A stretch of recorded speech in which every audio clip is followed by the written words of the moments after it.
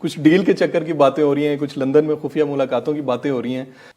سر یہ انہوں نے ڈینائی نہیں کیا کھول کے کہ وہاں پہ ملاقاتیں نہیں ہوئیں. اور اس کے بعد آج فواد چودھری صاحب کا ایک ٹویٹ بھی تھا جس میں انہوں نے کہا ہے کہ جو لوگ واپسی کے لیے ڈیلوں کا انتظار کریں وہ سیاست میں ہمیشہ بونے ہی رہیں گے. لیگ والے بوٹ پالش کا سامان لے کر کھڑے ہیں, صرف کوئی بوٹ آگے نہیں کر رہا. آپ پاکستان کا تاریک دور ہیں, ہواؤں کا رخ اب آپ کا نہیں. روشنی ہو جائے تو تاریکی ختم ہو جاتی ہے, اور پاکستان میں یہی ہوا ہے. تو کیا لگ رہا ہے کہ ہواؤں کا رخ گورنمنٹ کو نظر نہیں آ رہا کہ ان کی طرف ہے یا نہیں ہے؟ اچھا یہ تو خیر چلیں سیاسی بیان بازی ہے جو فواد چودھری صاحب نے کی, اور یہ ہر سیاسی جو شخص ہے وہ اس طرح کی چیزیں کرتا رہتا ہے. میرے خیال میں اس کا حقیقت سے بہت زیادہ تعلق نہیں ہے. جی اصل میں جو بڑی چیز ہے وہ یہ ہے کہ ہوا کا رخ کچھ حد تک تبدیل ہوا ہے. اچھا اب ہوا کا رخ تبدیل ہوتا ہے دو وجوہات کی بنا پر.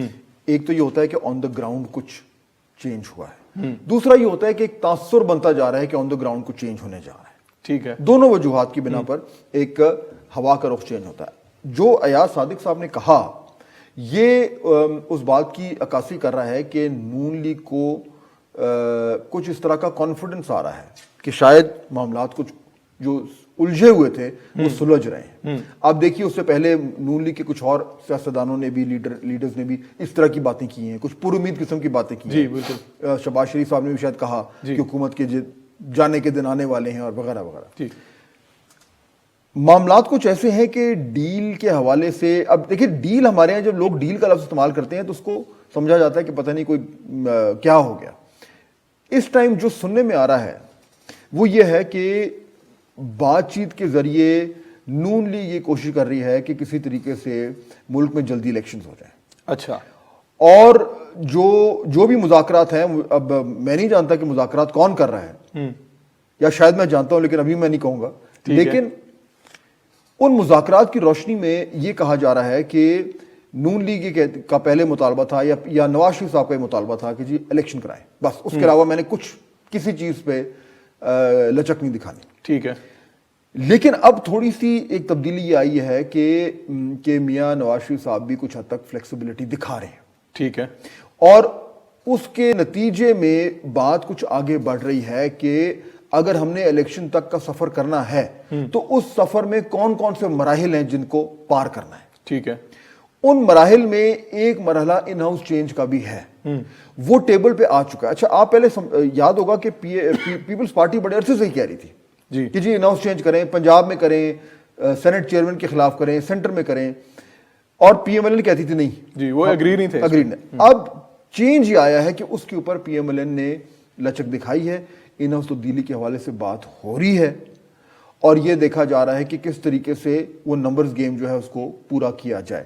اب اس ڈیل کے کیا خد و خال ہیں, اس میں کیا کس کو کیا ملے گا, میرا خیال ہے تھوڑا سا قبل از وقت ہے. لیکن اس وقت آج کے دن وقاص ہم یہ ضرور کہہ سکتے ہیں کہ پچھلے چند دنوں میں ہوا کا رخ تبدیل ہوا ہے.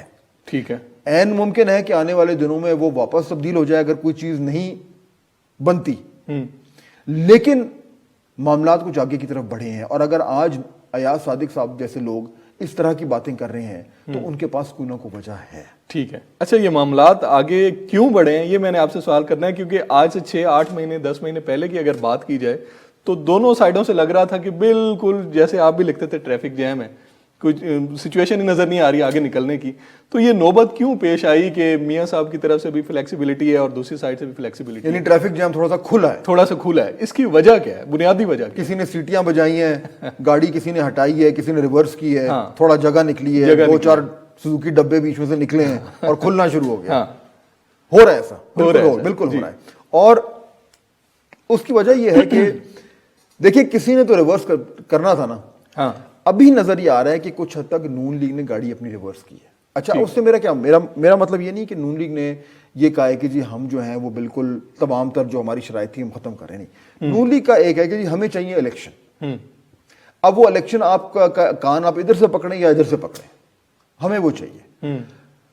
وہ کہاں تک ان کو مل رہا ہے, میرے خیال میں اگر آپ ان کی باتیں سنیں اور کچھ جو ہمارے ذرائع بتا رہے ہیں وہ یہ ہے کہ ان کو کچھ حد تک حوصلہ افزا قسم کی چیزیں سننے کو مل رہی ہیں کہ شاید کچھ بن جائے. ٹھیک ہے, اور اس کی وجہ سے آپ دیکھیں کہ نون لیگ کے اندر جو 2 بیانیوں کی جنگ چل رہی تھی وہ بھی کچھ ماند پڑ گئی ہے. آپ نے میرے خیال ہے پچھلے کئی دنوں سے اس طرح کی باتیں نہیں سنی تھی. بالکل ایسا ہی. وہ اس لیے کیونکہ اب نون لیگ کے اندر بھی یہ ایک احساس آتا جا رہا ہے کہ اگر ان کو وہ الیکشن مل گئے جس کا وہ چاہ رہے ہیں تو پھر وہ الیکشن میں کیسے جائیں گے؟ یہ دو بیانیوں کے ساتھ تو نہیں جا سکتے. بالکل ایسے ہی. تو وہ کچھ تھوڑا سا انہوں نے اپنے اندر بھی یعنی جو جسے کہتے ہیں کہ ان کے جو اندرونی معاملات ہیں ان کو کچھ حد تک ریزالو کرنے کی کوشش کی ہے. ہوئے نہیں ہے. میں یہ نہیں کہہ رہا کہ دو بیانیاں ایک بیانیہ ہو گیا, لیکن یہ کہ ان کو تھوڑا سا خاموش کر دیا گیا ہے تاکہ پہلے یہ معاملات جو ہیں ان کو ہم جو ہے وہ آگے لے کر چلیں. فہد صاحب, جہاں ڈیل کی باتیں چل رہی ہیں وہاں پہ آج صادق صاحب نے یہ بھی کہا کہ میں لنڈن جا کے میاں صاحب کو لے آؤں گا اور بہت جلد جاؤں گا. اور میاں صاحب نے بھی جو پرسوں تقریر کی تھی لاہور میں ویڈیو لنک پہ, تو انہوں نے بھی کہا تھا جاتے جاتے کہ بہت جلد آپ سے ملاقات ہوگی پاکستان میں. تو کیا ایسے سگنلز مل رہے ہیں کہ میاں صاحب بہت جلد وطن واپس آ جائیں؟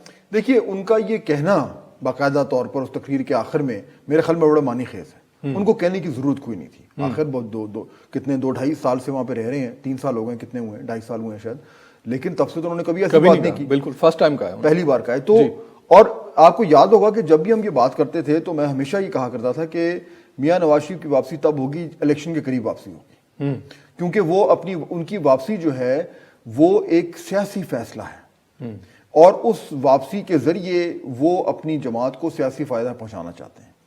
اگر وہ واپس آتے ہیں تو وہ جیل جائیں گے, ظاہر بات ہے, اس میں تو کوئی دو رائے نہیں ہے. یہ تو نہیں کہ وہ آئیں گے اور ان کے سارے کیس ختم ہو جائیں گے, لیکن ان کا واپس آنا ایک بہت بڑا سیاسی ایونٹ ہوگا اور پی ایم ایل این اس کو نچوڑے گی.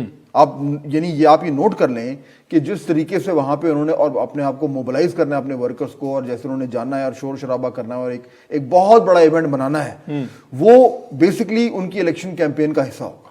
صحیح ہے. اور اس کے بعد وہ آئیں گے اور وہ جیل جائیں گے اور تو ان کی ٹائمنگ جو ہے وہ اس سے جڑے گی. اگر میاں صاحب ابھی آنے کی اگر وہ واقعی میں کل کو یہ معلوم ہوتا ہے کہ وہ جہاز پہ بیٹھ گئے اور آ رہے ہیں تو سمجھیے کہ الیکشن قریب ہے. اس کے علاوہ میرا نہیں خیال کہ یہ معاملہ ان کا کوئی وجہ اس کی بنتی ہے, پہلی چیز. دوسرا دیکھیں کہ الیکشن کے حوالے سے یہ بات بھی کہنی ضروری ہے کہ جو اس وقت صورتحال ہے نا وکاس, میرے خیال میں تمام جتنے سٹیک ہولڈرز ہیں نا ان کو یہ آئیڈیا ہو رہا ہے کہ اگر ہمارے اگلے الیکشن ٹھیک نہ ہوئے تو بڑا مسئلہ ہو جائے گا.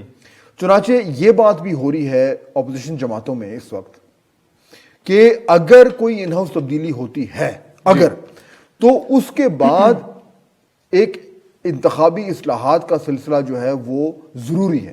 اچھا, تبدیلی کے بعد وہ اصلاحات, ٹھیک, یعنی اپوزیشن جماعتوں کی کم از کم یہاں اس بات پہ بہت حد تک ایک اتفاق رائے ہے کہ اگر ان ہاؤس تبدیلی ہوتی ہے اور ایک نیا سیٹ اپ آتا ہے تو وہ الیکشن سے پہلے وہ اس طرح کی انتخابی اصلاحات کرے جن کی بنیاد پہ جو اگلے الیکشن ہے وہ فری ہوں, فیئر ہوں, ٹرانسپیرنٹ ہوں, شفاف ہوں اور تمام تر سٹیک ہولڈرز کو اس پہ اعتماد ہو. تو یہ اب اس وقت جو اپوزیشن کے اندر جو بحث ہو رہی ہے اس میں یہ بڑا ضروری ایک اہم نقطہ ہے یہ انتخابی. اچھا, ای وی ایم کا آپ کو معلوم ہے کہ ای وی ایم تو بالکل ہی یعنی اپوزیشن تو کہہ دیا نا, بالکل. دوسرا اگر اگین ہم بات کریں اگر جلدی الیکشن ہوتے ہیں تو پھر تو ویسے ای وی ایم کا یعنی تقریباً ناممکن سی بات ہے نا, کیونکہ اس کی اگر آپ اس کو پریکٹیکلی دیکھیں وہ مشینیں خریدنا ہے فلان, تو یہ تو نہیں ہو سکتا کہ وہ تو آلریڈی وہ کہہ رہے ہیں کہ جی جو اگلا 2023 کا الیکشن ہے تب تک بھی بڑا مشکل ہے, جلدی ہو گئے تو ناممکن سی بات ہے.